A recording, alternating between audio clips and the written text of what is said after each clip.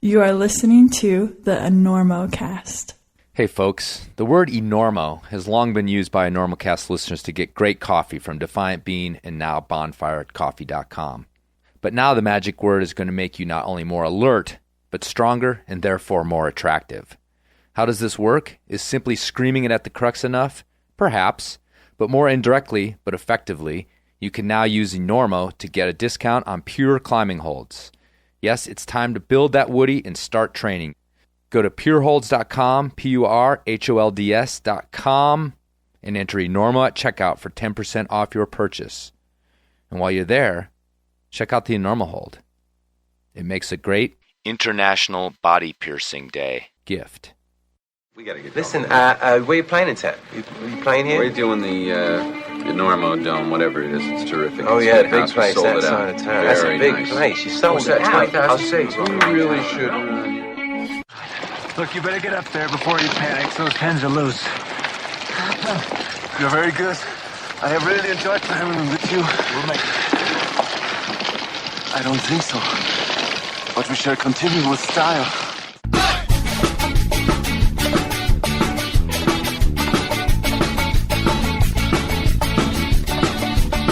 Good weather, bad weather. Now or later, anytime for climbing. Today's show is brought to you by Black Diamond Equipment, with support from Maxim Ropes. And Defiant Bean is now Bonfire Coffee. How did that happen?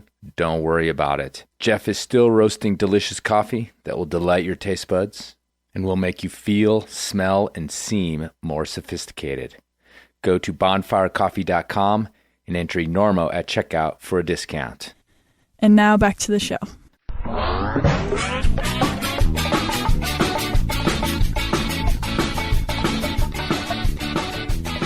Hello and welcome to the Enormocast. This is your host, Chris Kalous. It is June 16th. It is about 4:30 in the morning, Mountain Standard Time, on the 16th of June. And I'm recording in the early wee hours of the morning. Like, what's up with that? Well, here's what happened. My Spanish friends were in town visiting, climbing here in the U.S. and on the tail end of their trip, and I had to take them to the bus to get them to Denver at 4 o'clock in the morning so they could catch their flight in a few hours in Denver, Colorado. The Greyhound, actually. They're the only people I know who use the Greyhound on a regular basis whenever they're in the U.S. because they're used to having nice interstate bus travel in Europe, and here they get the Greyhound. But I'll say this, Greyhound was on time this morning, which was nice. So got home, drank an entire mocha pot of coffee like I do every morning, which, like many others, they pointed out that I was actually drinking 4 shots of espresso every morning. I don't know, just seems like a cup of coffee to me these days. So anyway, so I'm up, I'm recording. I didn't get it done last night because my girlfriend was climbing the Black Canyon and overdue, and so I was nervous and worried that something terrible had happened. But as usual, it was just the Black Canyon that had happened, and what they planned on being sort of a medium day turned into a really long day, and they topped out super late and didn't get in touch with me until, I don't know, about 10:30 at night, when I was supposed to have heard from them like mid-afternoon. And everything was fine, just one of those days, which is pretty typical down there, and always surprises me what we put ourselves through as climbers, what we're willing to just voluntarily do to ourselves, knowing full well that we're going to be scared and we're going to suffer a little bit. Even if we're just going climbing for the day, we're going to stuff our feet into those horrible shoes, go up there and be a little bit scared and make ourselves bleed often. If not our hands, then our knees or elbows or something else. All for fun. We just do it for fun. I don't know. Everybody else pursues comfort, and we don't. We go the opposite direction, which is pretty interesting. And also, while driving my friends to the bus at 3:30 in the morning, I was listening to smooth jazz on the radio, because that's pretty much the only thing that's happening.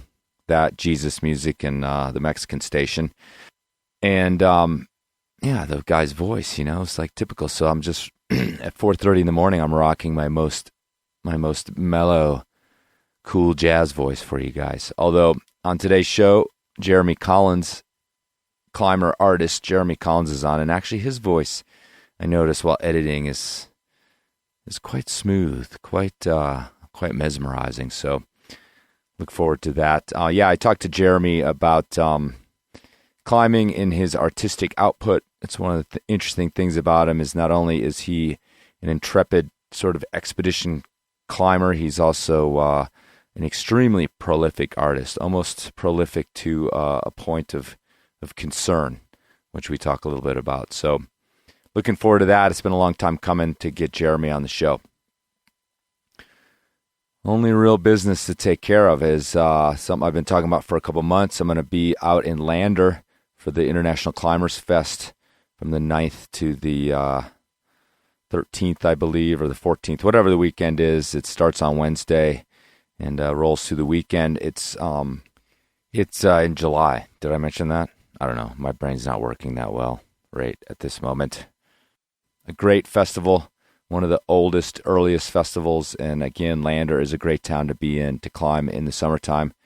Can be hot, but is relatively doable, which is hard to find in the U.S. this time of year. They've got a great community of climbers up there who live in relative peaceful harmony with the bunch of cowboys who also live there, which is also sometimes unusual. Thanks to a legacy of crossover, I think, from Todd Skinner, who was both a cowboy and a climber, and Paul Piana, and some of the originals up there, like Amy Whistler, who's still involved with the Climbers Fest, and a bunch of other guys and girls that were kind of living the dual lives back in the day when rock climbing first started up there. So there are tickets and information at climbersfestival.org. So if you do end up there, make sure and find me and say hello. I'll be around. The RV will be there if it makes it. And just come up and say hello. That'd be awesome.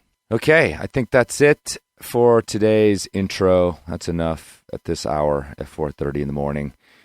Please check out enormocast.com for more information about the show and how you can help out.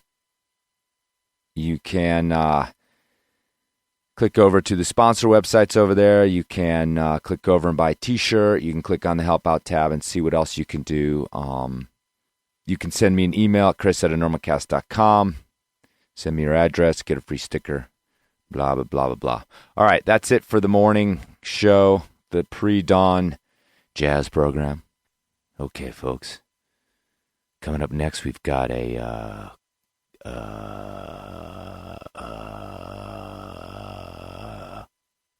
cut from Jeremy Collins' new album, The Art of Climbing.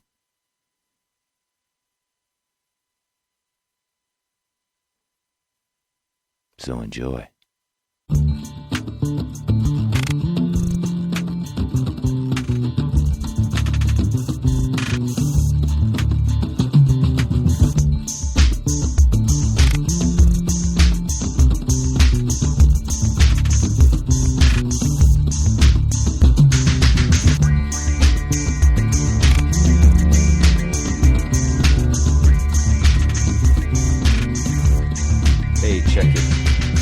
Check. Okay. That's pretty good. Much better. Yeah. All right. So let's go for it. That's good. Okay. So I'm sitting in the kitchen / living space studio with Jeremy Collins, the unicorn, the former unicorn of the Enormocast, the guy that I've been chasing for 2 years? Like, at least. There you were in front of my vision, and then you would prance away and get away from me on some sort of, what happened to the one time where you had to go to the airport, or like your stuff got left behind? Yeah, I put all my stuff in someone's trunk, and they drove to Denver with it, and I had nothing. So why'd you put all your stuff in someone's trunk? I tend to do that. Just drop my stuff places and forget a lot. I got a lot on my mind. So you were here. I was here, and all my stuff was headed to the Denver airport. And so what happened was I ended up taking the flight from Aspen. Right. You dropped me off at the airport. Yep. I flew to Denver, where my friend had a layover, where he was getting ready for his flight. Mm-hmm. And we met in the airport, and he handed me a big black bag, basically, and right. we were looking over our shoulders everywhere we went, and felt like we were doing something wrong. Totally.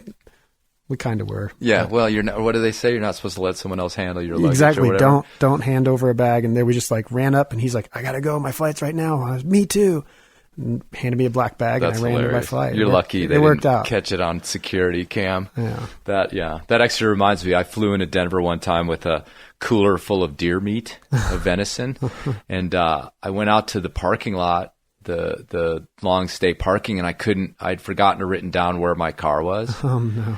And like, I had no idea where it was. Yeah. And so the bus kind of went around, and like, I felt sort of nervous because I didn't want the guy to think I was a total idiot. Right. And he's like, oh yeah, we're about around the other side. I'm like, yeah, this is good. Oh yeah, I'm going to get off here. So then I'm standing. You had to pick somewhere. Yeah. And it was like, the parking lot had been full, and now it was like empty, or vice versa. And so I was like dragging this cooler around. So finally I like tucked it in between two cars. Oh no. Because I didn't want to drag it around, and I was like fully grid searching for my car. Finally found my car, but that was the thing I was thinking. I'm like, is there like security that just saw me plant this cooler bomb in between these two cars? But luckily, I made it away with my venison. Yeah, so good. You can't mess around in airports anymore. No, that's the theme here. So anyway, so you are finally sitting in front of me. We're both a little bit astounded by this. I think you've been through like 4 houses and 3 girlfriends in the time period that I've been stalling on coming over. The 4 houses is correct. Mm-hmm. The 3 girlfriends is not correct. Yeah, it's 2. 2. Oh. Although I've not been through 2. Way off. Yeah. Anyway, I don't run through girlfriends. I don't want that getting out here. But I'm. You stroll. I stroll. And you're married with a kid. I'm married with 2 kids. 2 kids. Oh, you have 2 kids. Oh yeah. How old is the youngest? The youngest is 3. Huh. Yeah. How old's what are their names? Zion is 7. Oh. And Selah is 3. God, I had no idea. I didn't realize that Zion was that old. Oh yeah. Oh, I thought you were running around with toddlers still. Well, 3. No, he's like my road trip buddy now. Oh, right on. Yeah, we just did our first road trip a month ago. Mm-hmm. Well, it's not our first road trip, but our first like climbing road trip. Really? It was so good. Is he stoked on climbing? He is. Wow. It's like this moment. I'm trying to enjoy it while it lasts. Right. You're getting lucky. Yeah, he's starting to use terms like, hey, Dad, I just sent that. I'm like, you did? Let's start crying. Exactly. Where did you guys go? We went to Horseshoe Canyon Ranch in Arkansas, right. Just steep sandstone, and just did everything. Like they've got this half-mile zip line there. We did that and did this Via Ferrata course, and he just kind of blew my mind. He's a real cautious kid, but he embraced it and just it was the moment. Like something snapped, and he's all psyched now. Something snapped. That's an interesting. Yeah, right? Not the best analogy, but yes, you're bound for a life of poverty now, son. Just enjoy it while you can. Well, who knows? He might get out of it, but don't despair. Yeah. I know a couple young climbers who got into it, fell out of it, got back into it. You know, so you'll probably have some times. Right. When we don't push it at all. Like right. It's it's been like that's Dad's thing, and now it's if Dad's going, I'm going too. Sure. You know, like we don't push it. Like he does all the normal traditional stuff. He goes to chess club and soccer and basketball and all that. And climbing is just another thing. That's cool. You know? That's totally cool. I want him to pick. My parents wanted me to be a basketball player, and sorry. Yeah, that was probably a sort of a genetic impasse there, so to speak. Well, the big thing I think that people think about if they know who you are, Jeremy, and one of the reasons I brought you on the show, other than the fact that you're an extremely accomplished climber, is that you are sort of the climbing artist or one of them. And I think that in terms of if people have read Climbing Magazine, Rock and Ice, any sort of media over the last 10 years, then they've seen some of your art and this way that you are using some of these themes in climbing, but not just, I think more just in terms of the interacting with the natural world is sort of this thematic thing that you sort of mix in with all your art. And I think that makes you somewhat unique. I mean, you know, plenty of climbers have an artistic side, but you're somebody who's actually, I was really interested to find out or is making a living at it. Being a creative person, whether it's in video or whether it's in print art or any of these other mediums that you use, you found this way to mix them together and come away with this living, which I think is like, I mean, we all know how hard it is to make a living as a climber or an artist. Right. Probably harder as an artist almost. Right. And yet you've sort of lived this dream. So I kind of want to backtrack and talk to you a little bit about who you were as a kid, you know, in terms of when you decided that, you know, this nature thing and this art thing were going to kind of come together, or, you know, what kind of upbringing that you had that brought you to this place. Right. Well, you know, I grew up in the suburbs, just outside of Kansas City, Missouri, and not a lot of climbing going on around there. But, you know, I think the interest and curiosity about adventure came from my mom.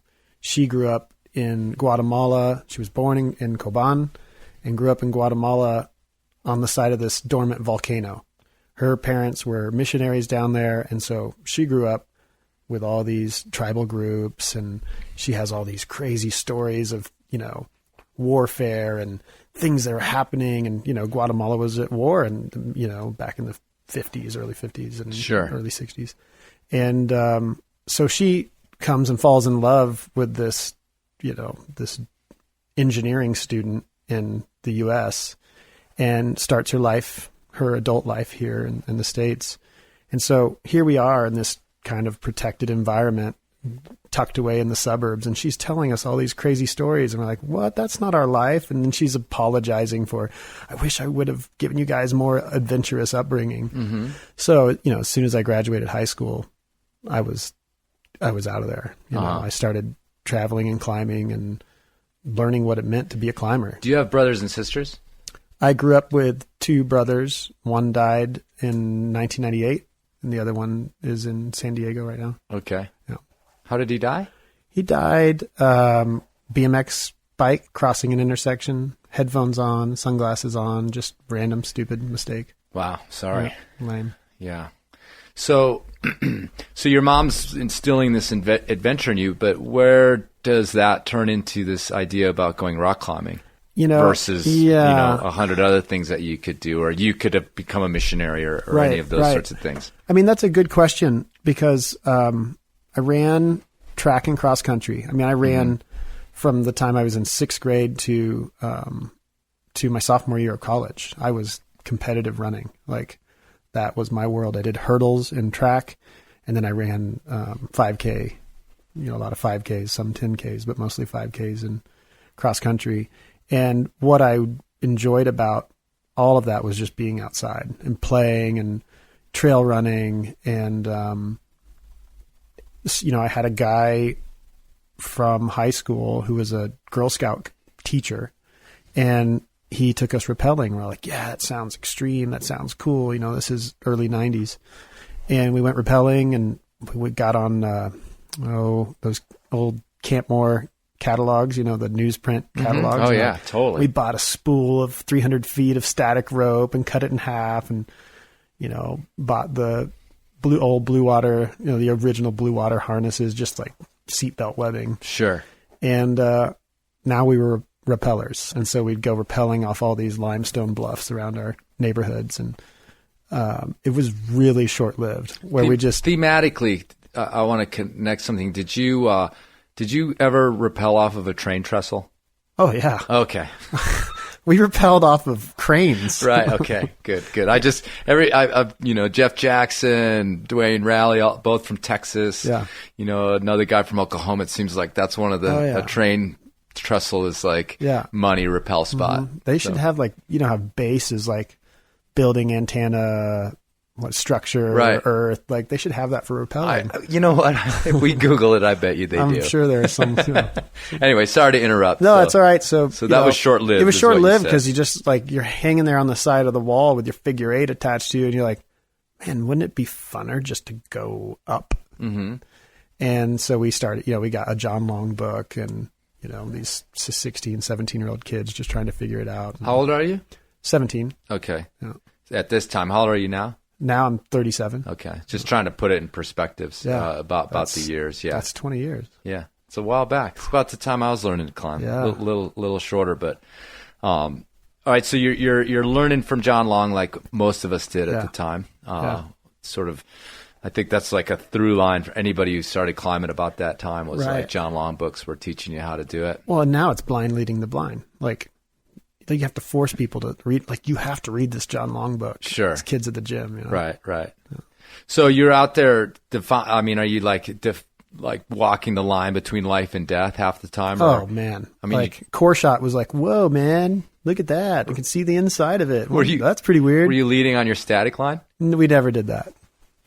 Not that we wouldn't have, right. But, So purely out of books, are you finding any sort of mentor or getting some instruction, that kind of thing at this time? Eventually I met a local guidebook author and told him the kind of stuff that we were up to, and he knew that we were going to kill ourselves, basically. And so he said, let's go out. This guy, Sean Burns. Mm-hmm. And he took, he'd start taking me out and taking me under his wing and basically just making fun of me until I learned it. Sure. The right way. Right. Well, luckily. Yeah. So what's the through line with the art? I mean, you sound like you were a kid who, you were into sports and things like that. Was that a big driver in high school as well? Or through school? It was, and it's awkward. Like I didn't have my circle. I didn't have a clique. Right. Like I was a runner, an athlete. I was varsity and going traveling, doing big meets. I was an artist, fully into the world of art. Like that was my world, and a skater. So I was skateboarding, running, and doing art, and just equally passionate about all three of them. Right. None of them made any sense. Like they did not fit together. And so are you going to like a big suburban high school? Are we talking my class was 660 sure, or something. Sure. 3,000 kids. Yeah, the reason I asked that is because that almost is exactly the size of my graduating class. Right. I was suburban Chicago. Mm-hmm. So, it's probably a slightly different flavor, but probably very similar. Yeah. So and rolled jeans and Chuck Taylors. And when you mentioned cliques, that's something that just jumped right into my head. I just flashed back to high school because it was, whether you liked it or not, whether you wanted to be or not, you were sort of everybody else wanted to categorize you and put you in these places. Absolutely. And so they still do. I mean, people still do that. I think it's natural. We're our brains just work like that. So that's pretty wild. I mean, you've got, especially the sort of maybe skater athlete thing was probably a bit at odds. Oh yeah. Well, you're on a bus going to a track meet and you're sitting there reading Thrasher magazine, and it's like, how does this fit? I had the full like bowl cut hair hanging down over my face, and it just was.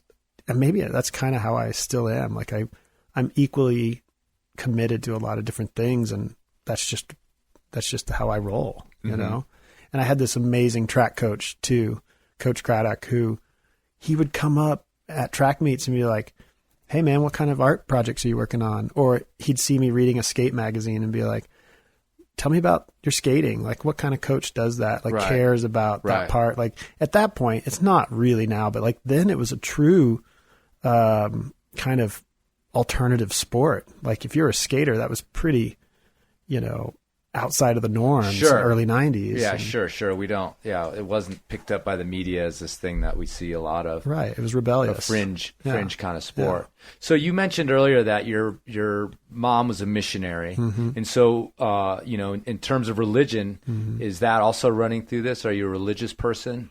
Are you sort of a guy of faith? Right. I would say that's the better line, a guy of faith, religious, and just too much. Right. I think it's best defined on my Facebook profile. Oh yeah, I hate it. Well, I hate it that it has that religious, whatever it says, religious preference, political preference, and so now both of those things say, don't judge anybody by what they have put in this space. So religious is a really rough word for me. It's just like it carries too much with it, Well, I guess I'm, you're talking about this sort of life of contradictions, and not necessarily that that's a contradiction, but then I was just kind of actually more curious whether your parents maybe were okay with this skater kid that was. They were concerned. Okay, so yeah, that's kind of what I was getting at, I guess, more so. You know, whether your family was I guess on the conservative side or not, Right. but they were concerned. I mean, they were who wouldn't be? they were like smashing all my Metallica tapes and Oh, really? yeah, and I still listen to them just to kind of spite them a little bit. Is that one of the things you found in the basement? You were talking about cleaning your basement. I did. I found a huge box of old tapes. And Nice. like, what am I going to do with this? You can get tape players for super cheap on eBay. Oh, nice. Yeah, so you can Keep an eye out. Well, Yeah. my van still has a tape player, Oh, nice. so I'm set. Perfect. So you're rocking out. Oh yeah, That's awesome. set.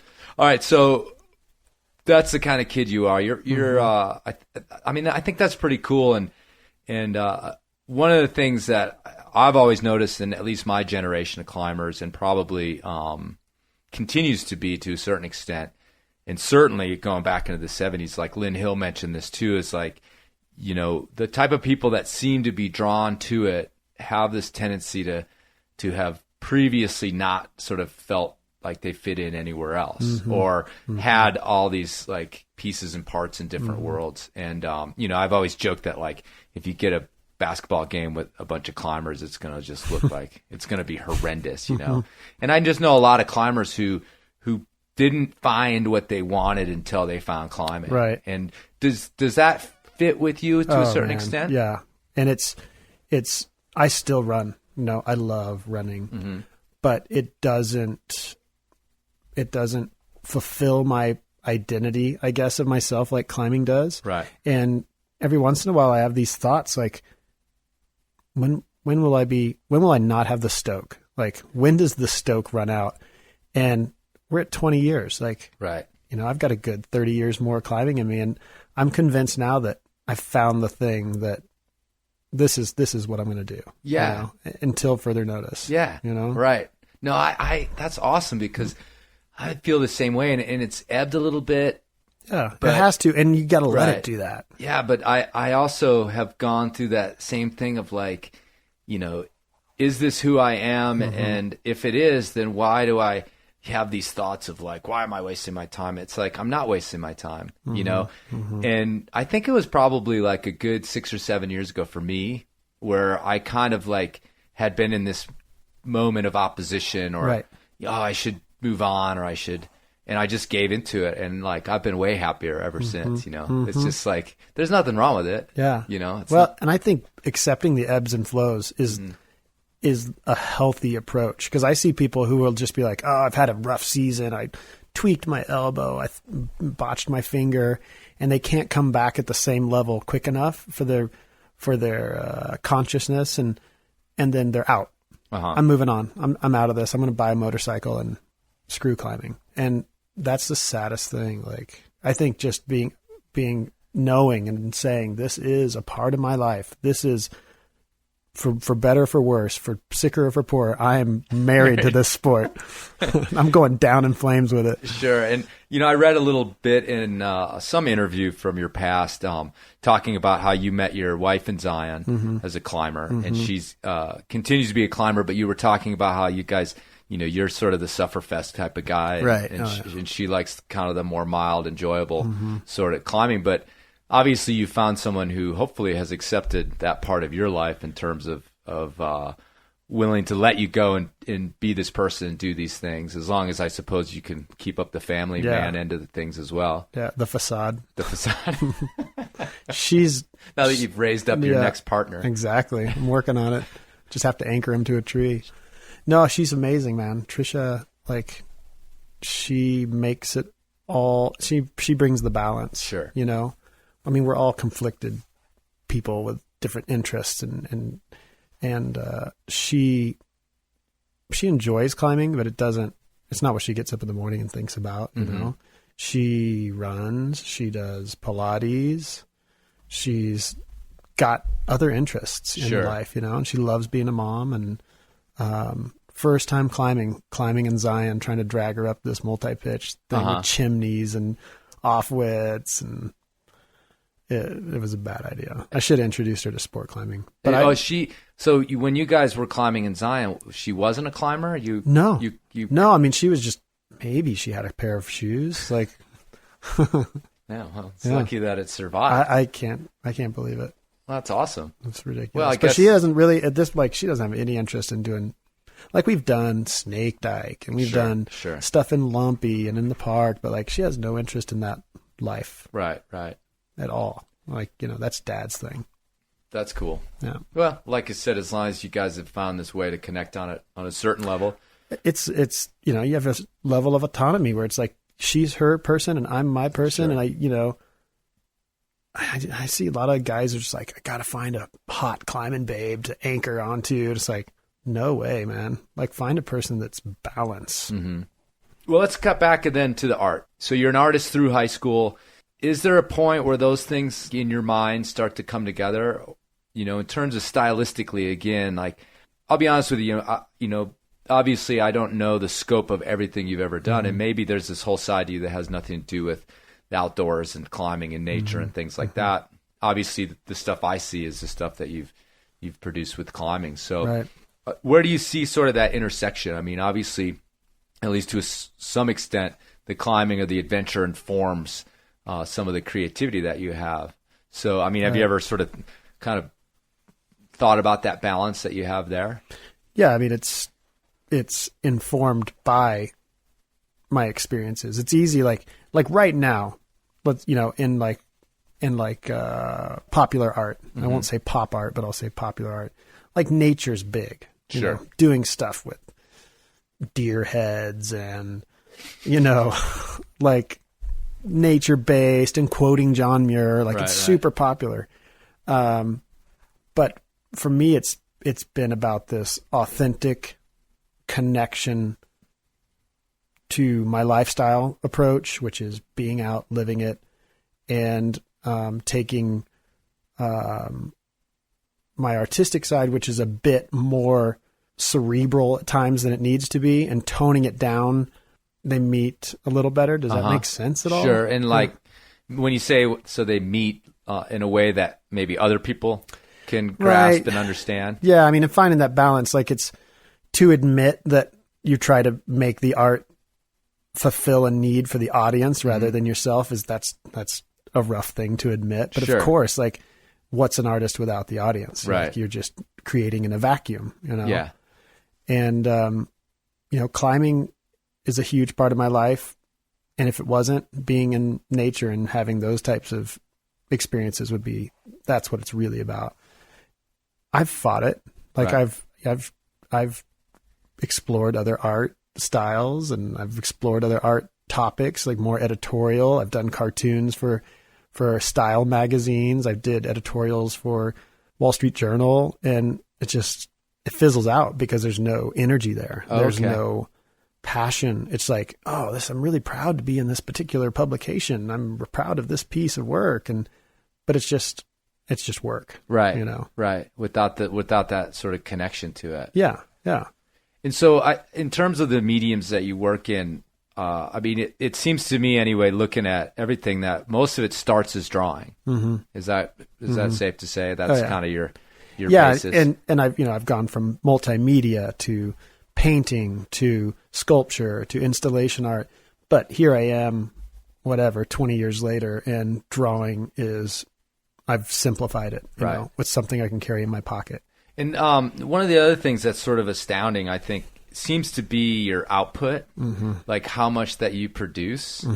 And you're shaking your head as if that's a problem. No, I don't know what it is, but it's a common observation. Right. Like, I don't know. Like, maybe it's because I live in Kansas City and I don't have the distraction of the mountains there every day. Yeah, I mean, I guess it could be some sort of fulfillment of that, like a longing. But I lived in Denver for a while, and it's like, you're just pounding it out. Like, I don't know if it's some neurosis, some sort of like artistic Tourette's, like, like it's constant, right? Yeah. I mean, it appears to be.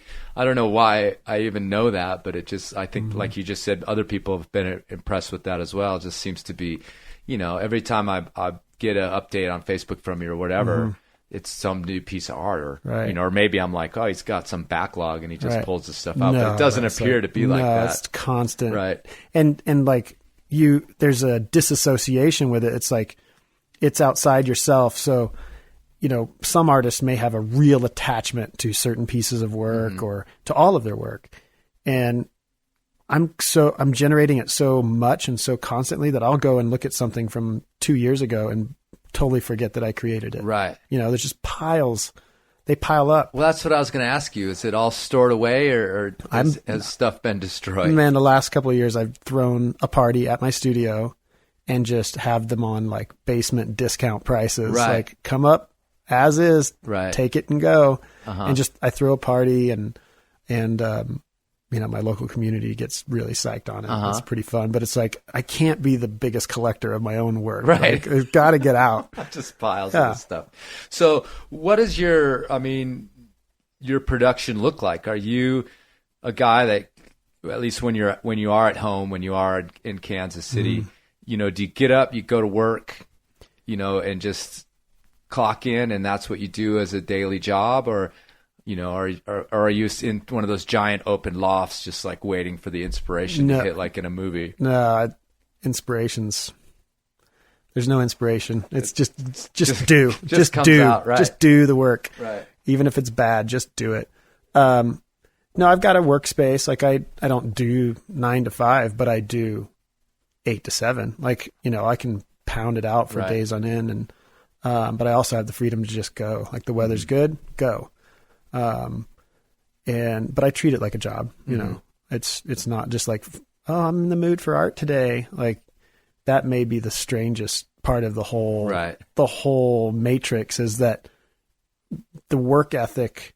And this is, I do a little bit of teaching too. And like, that's what I talk about with students is work ethic. Right. Like, you have to have work ethic. It can't be waiting around for inspiration, because that's just, it's useless, like create, Sure. make mistakes. Right. And so I've set up everything now where I can get up, I can walk my kids to school, and my studio's like a block away from their school. So I Okay. can walk directly to my studio and turn around and walk home at the end of the day. And it's a pretty great setup. Yeah, that sounds awesome. It's great. But I'm also, it's short attention span work. I've got big desktop computer where I'm sitting and maybe editing a film or an animation, and I rotate my seat, and I've got, I'm working on some big watercolor map piece, and then in an hour I've got a meeting to direct a piece, and I'm sitting on Skype directing something for somebody else. Like, it's very short attention span Sure. efforts. Uh-huh. And again, like, just financially, having your sort of, finger in all these pies is I guess what keeps it going financially. You've got Right. Oh, you things have to going on. diversify. Right. And most of my peers don't. They have a more traditional job, and they do the art when it comes. Sure. And, there's many times where I've thought, man, that just sounds so nice. Just a normal, consistent income and a normal job. And then when I have the art jobs that I really want to do, then I only do those. And that's just not, I just don't think it's in my genetic makeup. Sure, that way. sure. So I guess, everything has its downside, but I think you're probably better off without that real job. Yeah, yeah. "Quote unquote" real No, job anyway. It sounds like you're working your ass off, frankly. But Yeah, it is. And so, are you using? This is like way off from climbing now, but are you using agents? Are people pitching your stuff for you out there, or are you also running that end of thing? Generally running that, but I've got a lot of friends that take it upon themselves to do that. Okay. Yeah, and some of the recent stuff that I've been doing, just these last 6 months, I've had a PR agent that's been pushing for whatever, pushing it farther than I can ever possibly do myself. Sure. Well, I'm really curious about this because it's one of the things I've run into with this project. This has become one of my creative outlets. I play music as well, but actually this is kind of time-wise, just logistically replaced a lot of that. Right. And, I find that's one of the big hard things is that I come home, I've got a podcast that's supposed to be out. I need to edit it, and it may not seem like this hugely creative operation, but, it is producing something that's kind of out of thin air, so to speak. And it's just really hard to like work all day and then come home, eat dinner, and just be like, all right, it's 8:00. It's time to be creative. Yeah. Okay, start being creative now. Mm-hmm. Okay, here we go, you know? So that's kind of why I'm curious about your process, if you will. It's just sort of helping me inform maybe some way around my sort of issues sometimes with trying to be it's spontaneously creative. Let's do it. It's like trying to go to sleep. Like, okay, I'm going to sleep. I'm tired now. Yeah. Yeah. No, I think it's good to allow yourself to fail and go into those, you know, just like climbing, like risk failing and just constantly, even if you're not feeling extremely creative, just at least create. So let's actually talk about the climbing now. We'll come back to that because this is a climbing podcast after all. Yeah. And then we'll come back and quick draws and we'll finish up with some of the projects you're doing now with the art as well. Right. I'm curious, you know, you're sort of an expedition climber. I mean, you also climb, you know, just like we all do, get out for the day here and there. But when you are thinking about a place to go, like you've been, I've got a list here, you've been recently anyway in the last few years to China, Venezuela twice, right? Mm-hmm. To climb Tepuis. Mm-hmm. Different ones? Same route. Same route. Oh, same route to finish it. Yeah. Oh, wow, that's pretty awesome. Yeah. Up to the Vampire Spires in the Northwest Territories.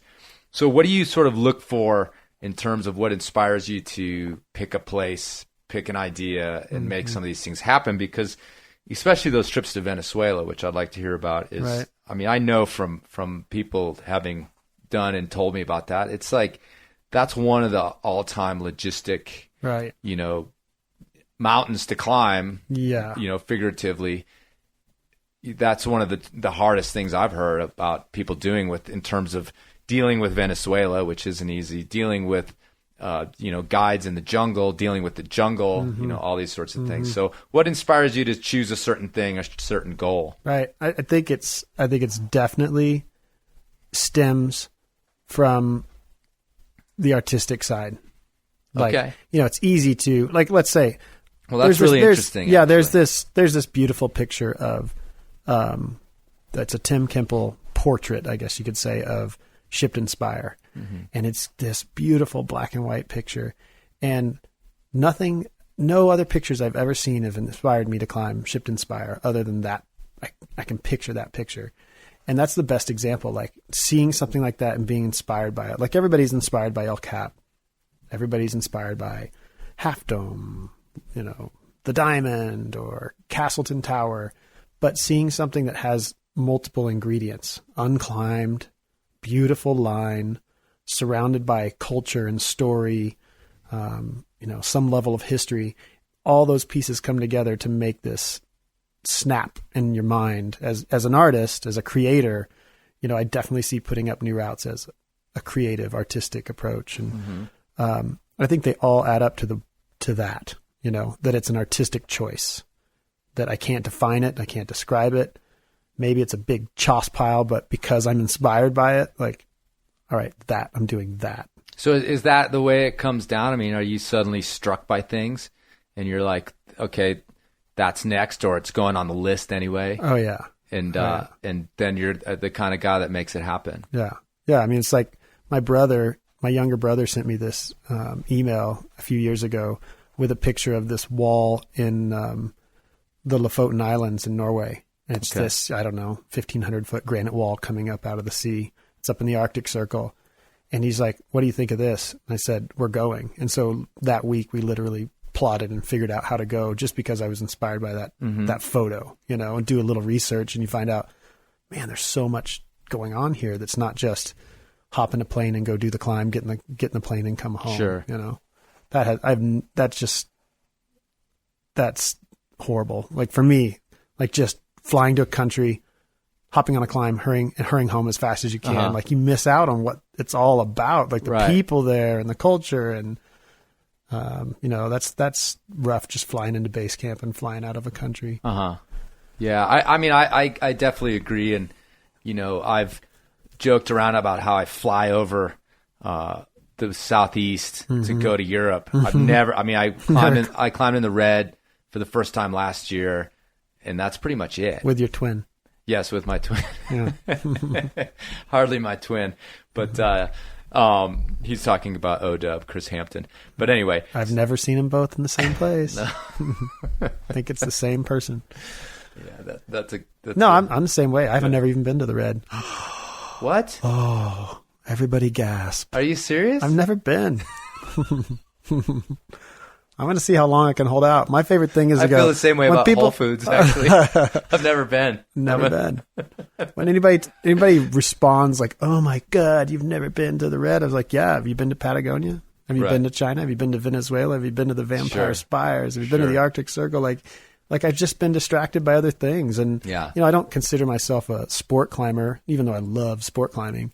And so when I have chance to go on a road trip, it's usually like, oh, we're going to go to the desert. Or we're going to go to the Black Canyon. And I'll go there. I'll get there. It looks awesome. I got the book and I got tick lists. I'll get there. Yeah, totally. Well, that's what I was going to say, too, is I end up flying over because I realize that the South has a culture that's very different from where I live, but it's not different like going to Europe. And then what you said about the history, that's kind of my jam. Like I just love that idea of dropping into this place where, like my friend's house near the Verdun was, built in 1300 or something like that. And so, the kitchen has this flagstone floor that has this massive groove worn in it. And it's a groove because there's always been a table in this room for hundreds of years. And people have always walked around that table to the point of wearing a groove into these like super, dense flagstones. And so then you start to conceive of that, of like family after family after generation after generation. And I don't know, it always just makes me excited and interested and it's all those little ingredients about this whole thing. Yeah. And climbing is I can climb anywhere and have a good time. Sure. I love climbing. Yeah. But if you can add on those ingredients to it, like then it's an experience that actually moves you and informs who you are and gives you something to talk about at dinner parties. Other than like Gaston this, Undercling that. Well, you could riff into where the name Gaston came from. But let me actually zero in here. I actually kind of want to hear about your Venezuela trips, or at least what that sort of involved. It was 2012 and 2013. Yeah. To climb one of these tepuis, which is these big, what are they made out of? It's Precambrian sandstone. Okay. It is supposedly the hardest rock in the bullet. world. Yeah, it is crazy hard rock. And beautiful. They rise up like these huge mesas. Yeah, they're like with multiple ecosystems and everything else. Their tops have an entirely different ecosystem than the base, and each one is different, endemically different from the other one. So these are islands in the sky, all over the Grand Sabana and Amazon. The it's kind of a blurred line there between the two, and they're in Guyana, Venezuela, and Bolivia, and they're these monster, 800 feet to 2,000 feet tall, like monoliths. They're huge. They take 4 days to go around. Sure. And I'd seen enough pictures and read enough trip reports and talked to buddies that had been down there. I knew that it was something I wanted to do. And I was here in Carbondale and met this guy. I was showing my film here at the film festival, Border Country. And this short guy with a foot-long beard with a missing incisor comes up to me afterwards like, dude, Jeremy, you have got to come to my home country. You've got to climb at Tepui. I'm like, yeah, I've always wanted to climb at Tepui. What's your name? And so that was Jose Miranda, a water buffalo farmer from Venezuela. Right. And he just happened to be here. And so that was 2009, and whatever that is, 3 years later, we started plotting a plan to go down there. Sure. And Pat Goodman got on board. And so we started talking with Jose about this village, UNEC, where we land. And I said, hey, if we're going to come all the way down there in this totally remote place, what is it that we can do to help this community there? Like, I don't want to bring soccer balls and candy and like just throw things at them, sure. So we plotted this idea to bring them solar power to power. They were using this gas generator. It takes them 3 days to get to a town, Santa Elena, where they can fill it up, all their tanks with gas, and bring it back to their village so they can fill up their generator. And so it's just not the most the system needed help. And Sure. I said, I don't want to come in this, this knight in shining armor to try to help. Like, tell me what they need. And so he's down there in Venezuela. And so he talks to a number of guides. And so we put together this system. We're like, if we're going to go all the way down there, it'd be nice to do something productive other than just scramble up a rock. And so that was a really cool ingredient of the whole trip. And it went over really well. And so you're putting in an installation that's big enough to do what? Well, it's big enough to run. It runs the village basically because they don't have a lot of power needs. Right. They have a little light system. They have a CB radio system for emergencies. Mm-hmm. Someone breaks a leg. Sure. A woman goes into labor or something happens. They can now call a helicopter or a bush plane to come out and do a pickup. Mm-hmm. And so they've got this tower they've made and antenna. And then let's see what else. There's a karaoke machine. Seemed pretty crucial. Right. Yeah. I mean, if you're living out in the bush, you got to have a karaoke machine. So that seemed pretty crucial for them to keep their karaoke machine alive. And, you're way, way out there. And this elderly woman comes out once we set the whole system up with the solar panels and the batteries. And she has an iron and an ironing board. Mm-hmm. And she wants to see if she can plug in her iron. I mean, we are thousands of miles away from any kind of society. Sure. But she wants to iron something. Right. We're all just like, I guess you could go for iron. It. Sure. Nobody has shoes. And how did you end up funding that? That trip was a grant. That was the COP Foundation grant. Right. From the AAC. Right. From the American Alpine Club. And then Goal Zero sponsored the solar system. Okay, that's what I was curious about, is how that ended up getting paid for. Well, and what was cool about it is that Jose's job that he had when he was in Colorado was solar panel installation. Is he back down there? He moved back down there, and then he moved back again. That's a big story. Okay, you should have him on. You should definitely have him on. He's way more interesting than me. Yeah, I don't know, but different. He's different. Yeah, he's very different. Yeah, I know Jose just in passing. But, right. See him riding around in his horse-drawn wagon down in the summertime. So you guys go down there. Now, what kind of approach is it? Because that's always like what I've heard about with getting to these things without like getting sick, losing your sight, being attacked by various creatures of the jungle. Yeah. So what are you guys looking at to get to this climb? Well, we chose a pretty close objective. It's just a day.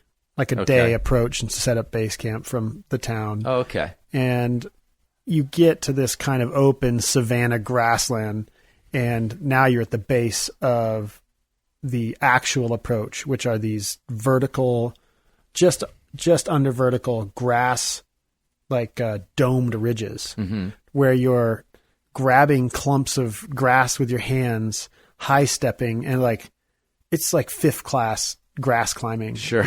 It's stressful. And so you have to do this half hour, just straight jungle approach, machetes and, there's scorpions and the fer-de-lance viper. There are there's all sorts of snake threats. And, we had one of the local guys from the village was out there and telling us that how, they had this 8-foot long snake that they caught right here just 2 weeks ago, and you're standing in the jungle up to your knees in leaves, and everything looks like a snake. Every stick looks like a snake. Your own shadow looks like a snake, and so there's stinging, biting, flying things everywhere. But Pat's from North Carolina and now in West Virginia, and I'm from Missouri, climbing Arkansas. Sure. We're used to bushwhacking, and we're used to things that sting and hurt and bite.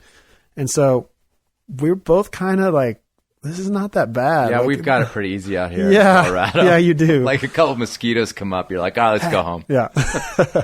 No, we were like, it was not that bad for us. Right. But I think it's all about your perspective. Sure. So you get up to the wall, and there's just, if there's been any rain recently, there's hundreds of waterfalls coming out of the wall from all the way around. So they're hitting the top, which is all rock, trickling down through all the various little tributaries through the rock, and then exploding out from the wall. They'll go out 40, 50 feet from the wall, these beautiful waterfalls. And then a lot of times at the base, there's little family groups of howling monkeys. So here you're staring at this beautiful, beautiful waterfall, and you hear all this grunting and screaming, and they're horrible sounding. And so we're going to the base of our climb. We're next to this 300-foot waterfall, and there's all these monkeys screaming at us in the trees while we're unpacking. Sure. Yeah. And what kind of climbing is it then? Man, it is because it's really steep, right? It's really steep. Everything's steep. Like you choose steep, chossy, bushy gully, or you choose steep, beautiful porcelain face. Sure. That's your choice. Right. And we chose beautiful porcelain face, just blank but crisp edges, lots of split, fractured dehedrals. So you're just climbing these long, sustained laybacks, and all of a sudden you're kicked out onto an arête. It's so fantastic. And your trad gear, bolting, mixed? Mixed, yeah. Whatever's needed. Sadly, the first 4 pitches of our route was just mostly blank. Right. So you'd put in a cam and then, go 10 feet, 15 feet, all right, 20 feet. And then, you have to figure it out along the way. What's this pitch going to be? And you want so bad for it to just be this, minimal bolted line. You want so bad, but you're there standing on an edge, run out. You just have to accept it. Right. All right. I guess this is what it's going to be. Were you guys hand drilling? No way. Oh, yeah. I was going to say, yeah. You got goal zero on board. You might as well be charging some batteries. Yeah, it would have been brutal. No, if it's that hard a rock, you'd still be down there. Yeah, exactly. With tendonitis in both wrists. Yeah, no, we had the power with us. Nice, and it took 2 years to finish the route. Right, so we did those first 4 pitches, and it was very steep. It was it was at us too. It was really hard, 11 plus, 13B, 12 plus, 12 plus, wow. Bam, bam, bam, all steep. All sustained pitches, and we get to the top of the 4th pitch, and Jose starts to take over the lead. Right on his first or second piece, pops a piece, smashes his ankles into the wall, lowers down, dudes, it hurts so bad, man, and lowers back to the belay and rolls up his pants, and both ankles are black and purple and swollen. Already. Yeah, swollen like grapefruits. We're all right, man, we're going down. Sure. So we go down, make our way back to base camp to try to figure out, all right, this is a 2-man job now. It's me and Pat. We're going through the jungle down the ridge, hobbling, getting Jose back. Pat trips in the jungle and rolls down the hill, smashes his finger into a rock, breaks his finger. Okay. Now it's a 1-man team. Right. And so we just sit there, monkeys howling, birds cawing in the jungle. It starts raining. The 3 of us just sitting there by a creek looking at each other we're done. Right. We've got 4 days left, 5 days left in this trip. And I'm thinking, I could go up there and try to do some rope soloing to try to figure this line out. We're man, we're coming back in 1 year. Sure. Forget this. We're out of here. And so that was it. We're done. Right. 4 pitches, major epic effort to get down there, and then 4 pitches.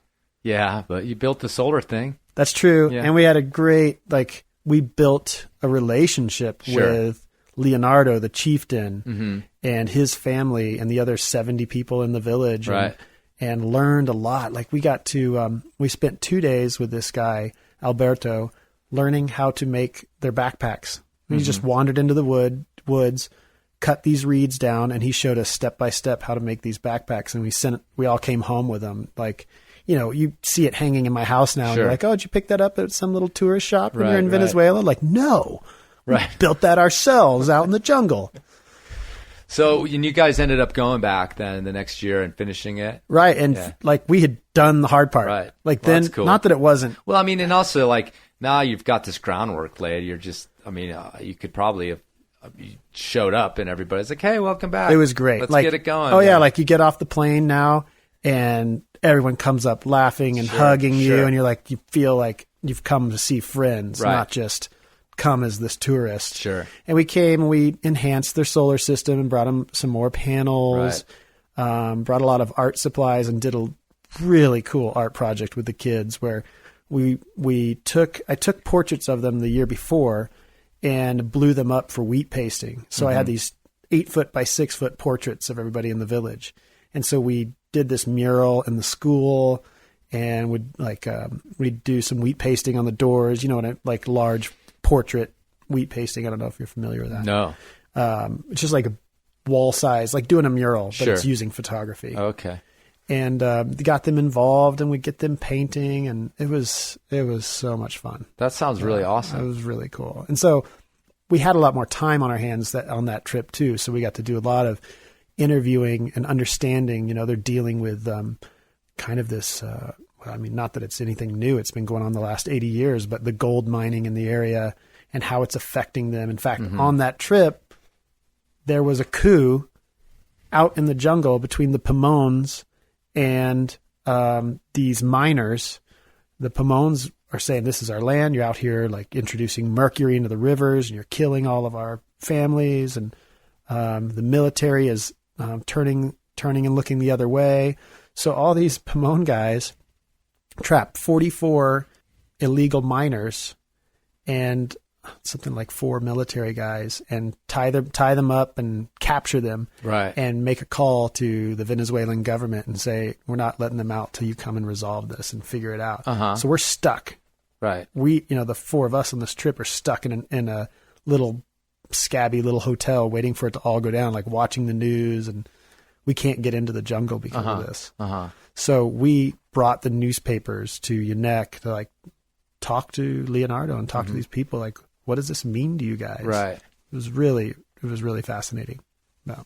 That sounds like it fit, so many of those things that you mentioned a minute ago about like how you create a trip and how you figure it out and what inspires you to go down there. It's like that. It seems like you hit the gold. Right. Yeah. And it's like, it's contrived, to introduce some level of altruism into these expeditions. Like you don't want it to be fake, and you don't want to be like, oh, well, we're coming, we got a grant, but also here's some cool things for you. Right.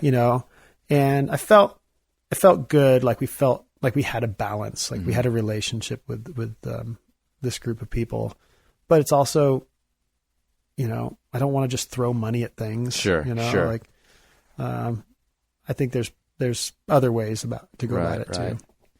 Well, let's finish up here with talking about the most recent projects that you're working on. You mentioned that, and it's not too old, but you've got this basically like a clothing design company, Meridian Line. Tell me about that a little bit. That stems from a decade and a half of working in the industry. Okay. Developing product and T-shirts and shoes for all these amazing brands I've had the chance to work with. Patagonia, Prana, North Face, Outdoor Research, all these companies that come to me and say, hey, man, we want to bring you in and develop whatever. Sure. And I really enjoy that. I really enjoy the variety of it. But this is how companies work. 6 months later, they need a new catalog. And that design is gone. Sure. Whatever it is that you came up with, it's out the door. Right. And then you also hit a ceiling with a brand where you can't do, especially with my style, you can't do too much or it starts to define the brand. Sure. So all of a sudden Prana becomes Jeremy, that doesn't work. And so the last few years I've been plotting and scheming and planning like, you know what, I need to build something bigger than myself and something that's beyond me. And so Meridian Line is all my map art library and then more conceptual designs applied to whatever I want, really, like T-shirts, women's clothing, and our wood art prints, and more traditional stuff, greeting cards, postcards, things like that. Where can people find this stuff? Well, we've been alive for 10 weeks now. And that's it. 10 weeks. Oh man! Apparently I thought it was older. No, apparently we're in 50 retail stores already. Okay. And we is who? We have got a team in South Carolina, North Carolina. Okay. We all work together. Okay, distribution and everything. All right. So you can go to the mountain shop in Yosemite this summer and pick up shirts and art prints. You can go to the Ansel Adams Gallery. You can go to any Rock Creek. You can go to Desert Rock Sports. You can. It's all over, man. All right. It's a virus. Nice. A virus. I don't know if that's what you want to use that in your marketing campaign. It's a virus. Yeah, it's a virus. You need it. All right, and let's. I wanted to hear about that. I actually thought had been around longer than 10 weeks. No, so I mean awesome. it's been a concept, and I've had where I'm just selling art prints for the last 3 or 4 years, but I've been trying to figure out the distribution model. 'Cause Sure. I'm horrible at customer service. Right. You order a print off my website, maybe I'll print it that week, maybe I'll pack it the next week, and then it sits by the door for a month. Sure. You know, and You're an artist, I'm man. sorry. You can't be bothered with those things. I'm sorry. man. Like FedEx is like 2 blocks away. I was making art, dude. So this is me figuring out how to just make stuff. Which is then what I let want to the be. team Yeah. do these other things. Yeah, let people do good what they're good at. Right. You know? Absolutely. Yeah. I get it, man. Doing this all myself, even this little thing, like there's things I'm good at and things I'm not good at, and one of them is Paying bills. Well, I can do that. It's mostly the what you just said, the emailing, sending stickers, the logistics. all that sort of thing. Yeah. Just drop the ball. So finally, we're in the middle of a Kickstarter campaign for although when this comes out, it'll be over and hopefully have been fulfilled. Right. It's getting pretty solid support, right? Yeah, it's nuts. Yeah, so tell us about this project, this movie / book that you're doing with your partner, James. Right. James Q. Martin. Yep. So Drawn is the name of it, and it's a book and film. The idea was planted in Patagonia in Argentina in 2009. I was down there to climb Fitzroy, and it just stormed day after day after week after week after week. So 25 days into this, I'm laying there. We've been stormed off, laying there soaking wet in the Vivac Palacos, the cave beneath Fitzroy. And I'm just kind of realizing, like, I just wasted a month of my life trying to climb something that's already been climbed by somebody else, hundreds of other people, and not by a new line. Like I was going to do the California route. Like, this is why am I doing this? And it wasn't just like a climber question, like, why am I here? Why am I climbing this? It was an artistic question. Like, here I am, man. Like, you know, what is it that I want out of this? And so I just hatched this plot. I didn't know what was going to happen, but I wanted to go in the 4 directions from my home, cardinal directions, north, south, east, and west, and do something that was mine, you know, my first ascent. Okay. My story. And so that's where all these travels kind of initiated. And there was no grand scheme of what the output was going to be. I hadn't made a film before. Like, and that just kind of happened serendipitously. And now here I am, 5-7 years later.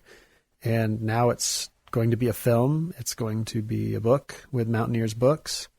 And to do the funding, we went to Kickstarter. Just like, you know what?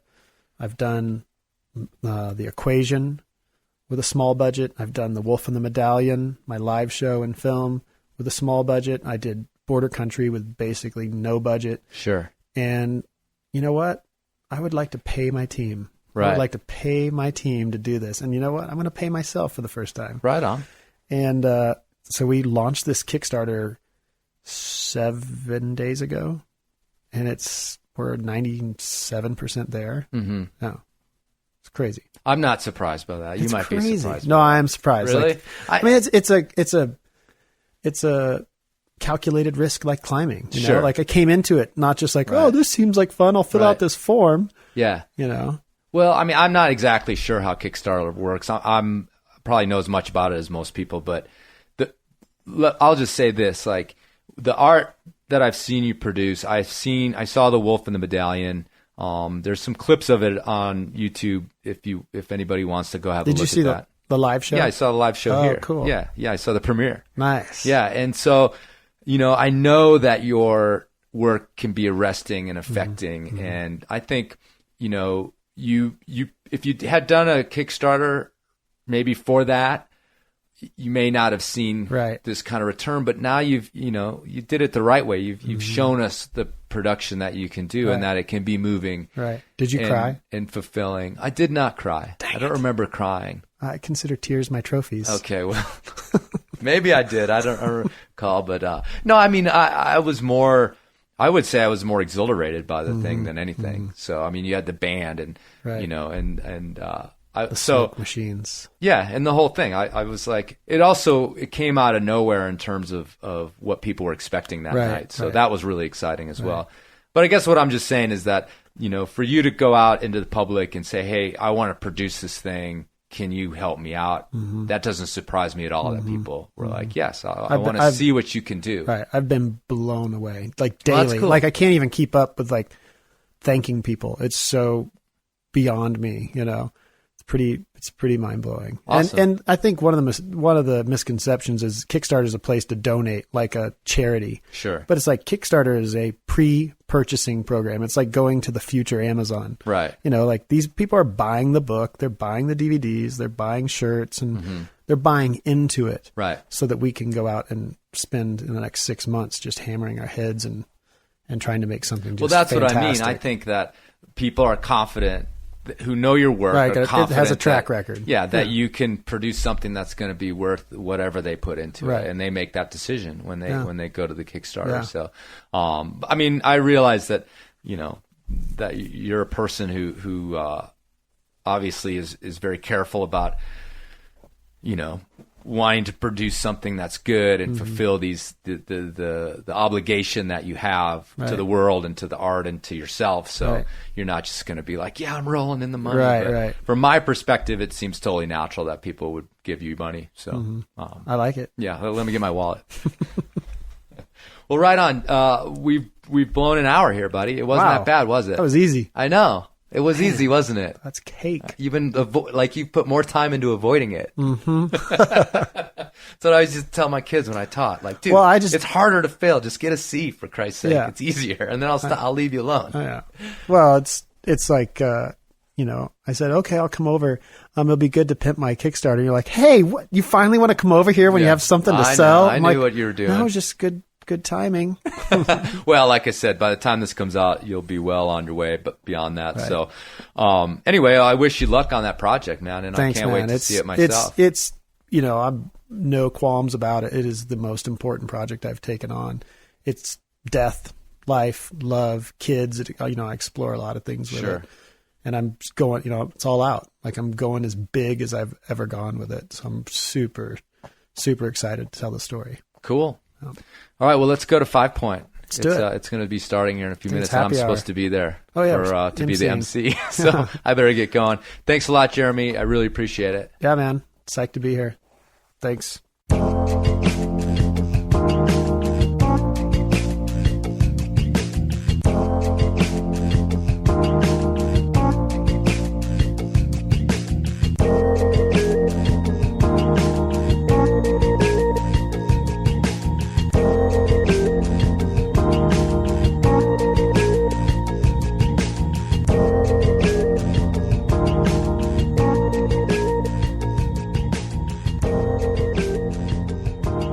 All right. Thanks for listening, everybody. It's still early in the morning, a little bit later. Coffee's really started to kick in, so I'm getting a lot done here at 5 o'clock in the morning. Getting some stickers out, sending some things out to people, returning some emails long overdue, recording this. I wanted to ask a favor if you're still listening. I don't know, does anybody listen to these?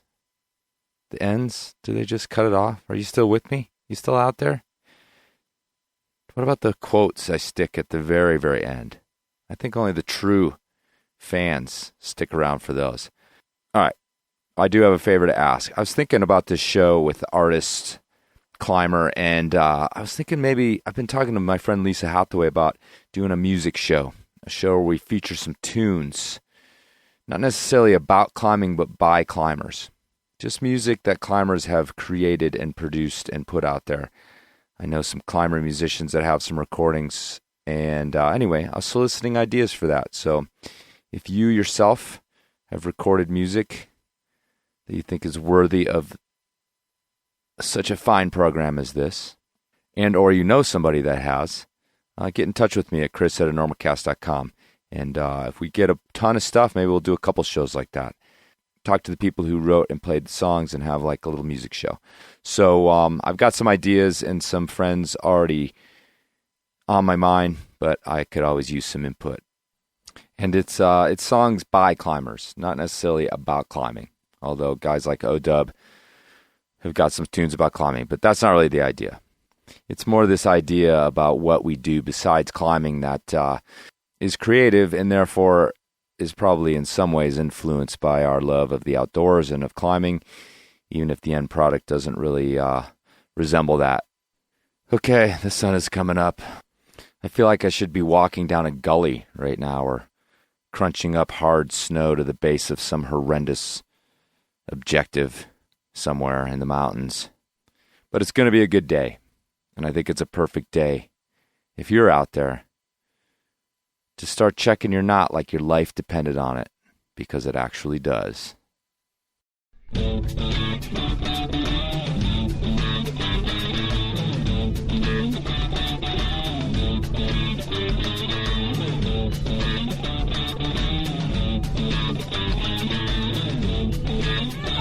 Taking crazy pills! I invented the piano key necktie! I invented it! What have you done, Derek? Nothing! You've done nothing!